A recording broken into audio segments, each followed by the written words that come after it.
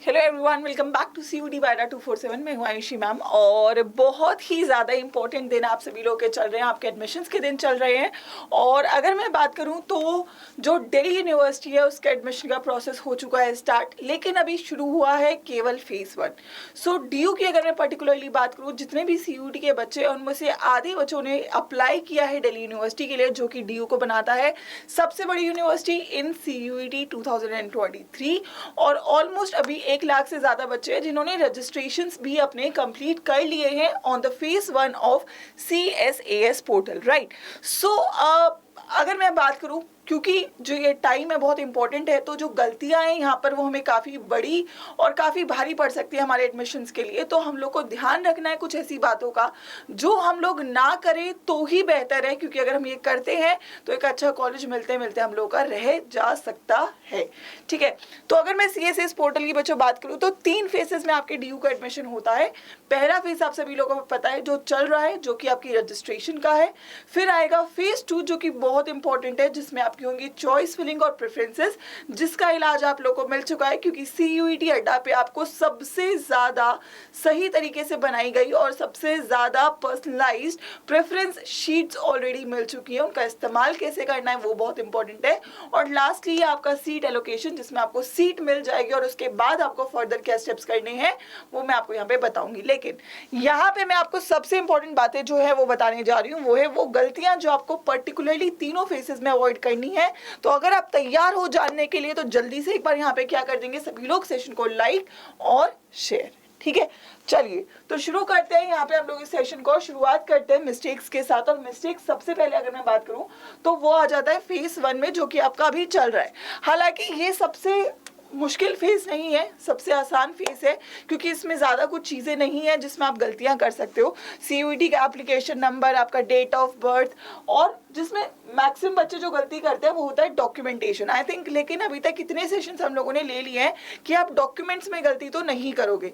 General category वाले बच्चे हैं उनके लिए तो कोई डॉक्यूमेंट्स अलग से नहीं चाहिए। क्लास 10th की मार्कशीट, क्लास 12th की मार्कशीट, एक चीज़ ध्यान रखना, क्लास 10th की मार्कशीट में जो आपका नाम है, जो स्पेलिंग है, जो फादर्स नेम है, जो आपकी डिटेल्स है, पर्सनल डिटेल्स है, वो आपकी सेम वैसी होनी चाहिए जो क्लास 10th के सर्टिफिकेट में है। ठीक है, अपार्ट फ्रॉम इट अगर आपकी कोई कास्ट कैटेगरी का जो आपका रिजर्वेशन है वो है, तो उसके लिए आपका जो कास्ट सर्टिफिकेट्स हैं वो आपके पास अप टू डेट होने चाहिए, करेक्ट फॉर्मेट में होने चाहिए। ये हम आपको बहुत बार बता चुके हैं, तो ये वाली गलती तो आई डोंट थिंक आप लोग अब करोगे। ठीक है, उसके बाद फिर आ जाता है फोटोग्राफ्स और सिग्नेचर। फोटोग्राफ्स आपकी जो है I would suggest CUET form वाली ही डालो, लेकिन अगर फिर भी नहीं है तो आप डाल सकते हो, बस वो क्लियर होनी चाहिए। सिग्नेचर भी क्लियर होना चाहिए। और दूसरी इंपॉर्टेंट बात, जो आप बैंक डिटेल्स डालोगे फेज 1 में, वो बैंक डिटेल्स करेक्ट होनी चाहिए, क्योंकि जो आपकी जितना भी फीस का काम होगा, जितने भी आपकी रिफंड्स आएंगे वो आपके उसी बैंक अकाउंट में आएंगे। तो अगर आपने थोड़ा बहुत भी बैंक अकाउंट को फिल करते वक्त गलती कर दी तो अगेन आपको दिक्कतों का सामना करना पड़ सकता है। तो आपको ध्यान रखना है कि आप लोगों का जो डिटेल्स है वो कंप्लीट हो फेज 1 के लिए। अब मैं मेन चीज पे आती हूँ और मैं बात करती हूँ फेज 2 की। फेज 2 बहुत इंपॉर्टेंट रहेगा। आप देखो, मैं आपको एक एग्जांपल देके बताती हूँ। एक बच्चा है, फॉर एग्जांपल साइंस का बच्चा है, और उसके 600 में से आए हैं, एक बच्चे के 500, और एक बच्चा है जिसके 600 में से आए हैं 300। ठीक है, अब 500 वाला तो चलो कह रहा है कि भाई मेरे बहुत अच्छे नंबर आए हैं, मैं पहले डालूंगा अपना हंसराज, फिर स्टीफेंस, फिर आपका मिरांडा, फिर मैं अपना हिंदू डाल दूंगा, और नीचे जो अच्छे कॉलेजेस नहीं है, श्यामलाल है, भगिनी निवेदिता है, भारती कॉलेज है, लक्ष्मीबाई कॉलेज है, नीचे डाला मैंने। ठीक है, क्योंकि वो कह रहा है भाई मैंने तो अच्छा नंबर स्कोर करा है, मुझे तो ऊपर के कॉलेज मिलेंगे। ठीक है, दैट इज योर प्रेफरेंस। हालांकि प्रेफरेंस आप अपनी पसंद से, मतलब आप अपनी मन से डाल सकते हो, बट वी वुड सजेस्ट, क्योंकि 70 कॉलेज, और पता है जितनी बात मैं बोलूँ, मैक्सिमम लोग क्या करेंगे ना, आपको स्टार्टिंग के 10-15 कॉलेजेस की रैंकिंग एकदम अच्छी सी बना के दे देंगे अपने पसंद से। लेकिन पता है डिफिकल्टी कहाँ पे आती है? डिफिकल्टी आती है नीचे के कॉलेजेस को लगाने में। आपके पास 70 कॉलेज है, ठीक है, मैक्सिमम कोर्सेज में आपके 40-50 कॉलेजेस तो हैं ही। आप लोग स्टार्टिंग के 10 कॉलेज सही लगा दोगे, लेकिन अगर आपने नीचे के कॉलेज सही नहीं लगाए, और मेजॉरिटी बच्चों को नीचे के जो आपके 25-30 कॉलेज है उनमें से आपको कॉलेजेस मिल रहे हैं, और अगर आपने उनमें गलतियां कर दी तो आप लोगों की लाइफ में कॉलेज सेट हो जाएगा, जो कि हो सकता है आपको ना मिलता अगर आप सही प्रेफरेंस डाल देते। तो वही मैं बोल रही हूँ कि अब एक बच्चा है जिसके 300 नंबर आए हैं, वो सोच रहा है कि भाई मुझे तो नॉर्थ कैंपस नहीं मिलने वाला है, लेकिन उस बच्चे को भी ये बात याद रखनी है, आपको नहीं पता, हो सकता है आपको भी कोई एक अच्छा कॉलेज मिल जाए, कोई सीट बच जाए, आपको भी वहां पे सीट मिल सकती है।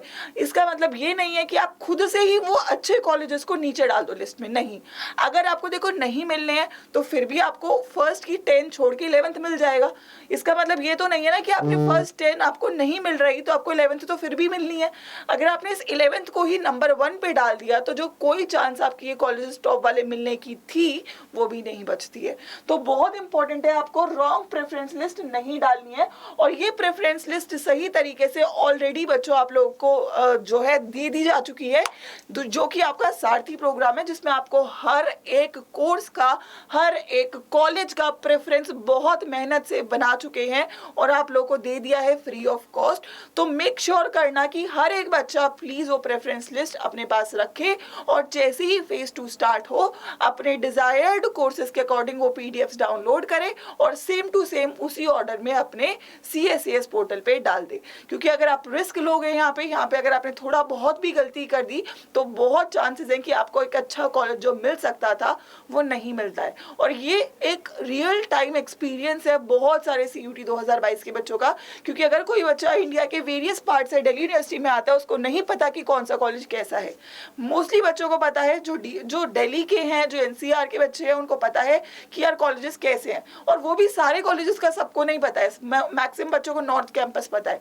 अब साउथ में भी इतने कॉलेज है, ऑफ में भी इतने कॉलेज है, ऑफ में बहुत कॉलेजेस हैं जो अच्छे हैं, लेकिन बच्चों को नहीं पता, और इस चक्कर में वो लोग किसी ऐसे कॉलेज में चले जाते हैं जिसमें वो डिजर्व नहीं करते हैं और एक अच्छा कॉलेज उनके हाथ से रह जाता है। सो मेक श्योर करिए कि जो सारथी आपको जो प्रेफरेंस लिस्ट दी है, डिस्क्रिप्शन बॉक्स में उसका लिंक भी डला हुआ होगा, उससे जाइए अपनी पीडीएफ्स को सिक्योर कर लीजिए और उसको सेव कर लीजिए, ताकि जैसे ही फेज 2 आपके रिजल्ट के बाद ओपन होता है आप उसमें कोई भी गलती ना करें और सही कॉलेज में आप लोग लैंड करें according to your CUET scores. ठीक है बच्चों, लास्टली फेज 3 रहेगा। Phase 3 is your final phase. और फेज 3 में क्या होगा, फेज 3 में आपको पता चल जाएगा कि भाई राउंड 1 में आपको ये सपोज करो एक कॉलेज मिल चुका है। फिर आप लोगों को एक तो पहली बात अवेयर रहना, जो कि मुझे लगता है मैक्सिमम बच्चे रहेंगे, लेकिन अगर आपको, क्योंकि उस वक्त 2 से 3 दिन का ही टाइम दिया जाता है, और अगर आपने वहाँ पे 2 से 3 दिन के अंदर जो काम आपको दिए, सबसे पहला काम है डॉक्यूमेंट्स को डालना। डॉक्यूमेंट्स वेरीफाई होते हैं, डॉक्यूमेंट अगर वेरीफाई हो जाते हैं तो डॉक्यूमेंट वेरीफाई अगर वो ओके है तो वो आपको दे देते हैं ओके स्टेटस है। अगर वेरीफाई में कुछ गलती आती है तो वो वहां पे आपको एक मैसेज जनरेट करते हैं। अगर आपने उसके ऊपर एक्शन नहीं लिया तो अगेन आपका जो एडमिशन है वो वहां पे कैंसिल हो सकता है। तो मेक श्योर करना है कि जो भी उन्होंने बोला, अगर डॉक्यूमेंट्स में दिक्कत है उसको टाइम से सही करेंगे। एंड अपार्ट फ्रॉम इट, अगर फिर भी सही नहीं होता तो आप अंडरटेकिंग भी दे सकते हो। And lastly fees make sure करनी है कि आपको फीस तभी के तभी भरनी होती है। आप लोग ये नहीं कह सकते हो कि मैं बाद में फीस दूंगा। जब तक आप फीस नहीं देते हैं कॉलेज की जो भी आपको मिला है, तब तक आप लोग का एडमिशन पक्का नहीं होता है। ऐसी भी चांसेस हो सकते हैं कि आपको एक कॉलेज मिला लेकिन आप उसे खुश नहीं है, आप चाहते हैं आप अपग्रेडेशन में जाए, लेकिन वो कॉलेज को आपको एक्सेप्ट ही करना पड़ेगा, उसकी फीस भरनी पड़ेगी, उसके बाद ही आप अपग्रेडेशन में जा सकते हो। और फिर जब आप अपग्रेडेशन में जाते हो आपको एक नया कॉलेज मिलता है तो आप उस कॉलेज की फीस भरते हो और ये वाला कॉलेज की फीस रिफंड आती है। कहाँ रिफंड आती है? जो आपने फेज 1 में अपनी बैंक डिटेल्स डाली थी वहां पे रिफंड आता है। ठीक है, तो ये सब चीजें हैं जिनका आप लोग को ध्यान रखना है, क्योंकि अगर आप लोग इसमें थोड़ी सी भी चूक करते हो तो आपका एक अच्छा कॉलेज रह जाता है, और जो कि मैं बिल्कुल नहीं चाहती, क्योंकि आपने बहुत मेहनत करी है। अब टाइम है कि एकदम सही तरीके से अपने डॉक्यूमेंट्स, अपना प्रोसेस कंप्लीट करें, ताकि जल्द से जल्द एकदम बढ़िया तरीके से आपका ड्रीम कॉलेज आप लोगों को बच्चों मिल सके। ठीक है, इसके अलावा अगर आपके कोई भी डाउट्स हैं तो आप कमेंट सेक्शन में जरूर कमेंट कर दीजिएगा, उसके ऊपर हम लोग सेशंस लेकर आएंगे। एंड सेकेंडली लास्टली मैं बस यही बोलूंगी कि बहुत इंपॉर्टेंट है प्रेफरेंसेस, तो वो आप लोग अपनी जरूर सेव करिए सारथी प्रोग्राम के थ्रू, जो कि आप लोग को पता है। और सारथी प्रोग्राम आप लोगों को कैसा लगा, और कैसा लगा ये इनिशिएटिव CUT अड्डा 247 का जो आप लोग के लिए लिया गया है बच्चों, स्पेशली आप लोग के लिए लिया गया है, वो कमेंट करके भी जरूर बताना, क्योंकि आप लोगों की खुशी देखकर सच में बहुत अच्छी फीलिंग आती है। So I would like to see some yellow hearts and good comments in the comment section for the Sarathi program. And तब तक के लिए ध्यान रखिए, अवेयर रहिए, चैनल को सब्सक्राइब कर लीजिए, और lastly I just hope a really Good luck to all of you for your admissions in your CUET 2023. Good luck, बच्चों.